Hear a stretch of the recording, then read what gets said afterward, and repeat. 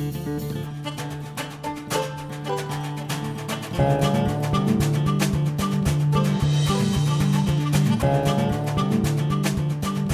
'66, we had the engines, the 427, but we would run out of brakes. They weighed 4,000 pounds of driver and fuel in them, and that was a heavy race car. And down that straight at Le Mans, 3.5 miles, when it came time to stop, you burned the brakes out right quick. So about a month before Le Mans, as I remember it, Phil Remington, who was not an engineer, but probably superior to a lot of engineers, worked for us, and he figured out a way to change the rotors in 1 minute. So that's what won Le Mans for us, as well as hard work as far as designing the car. They were bulletproof.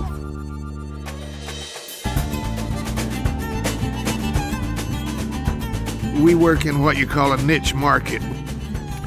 You can't sell 1 million of these cars, and their finances are based on they got to sell 1 million of something to make any money.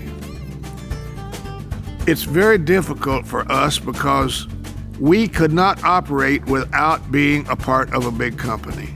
It would cost us $20 million to do what we call the soft stuff, emissions and crash testing of a model of a car.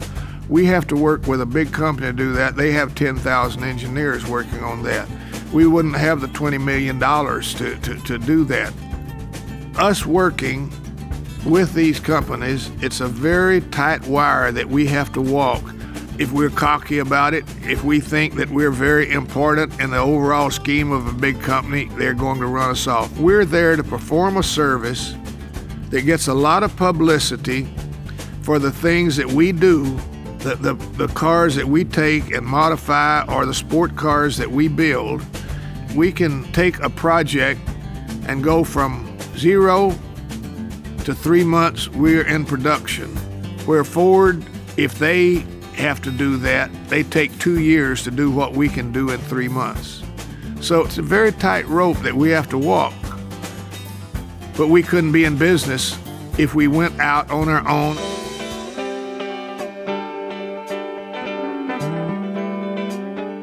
I get asked 20 times a week, what is my favorite car? And I've always said, the next one. Our Daytona Coupe, I'm told it one sold for $22 million in Germany the other day. I sold it for $4,000. We built 6 of them. They won the world championship. Says, why in the world didn't you save those cars? I said, because our company needed the $4,000. And at that time, race cars, obsolete race cars, weren't worth anything. A Ferrari that I won a lot of races in sold for $15 million the other day. I don't worry about that. 2020 hindsight always works. My favorite car is the next one we're going to build.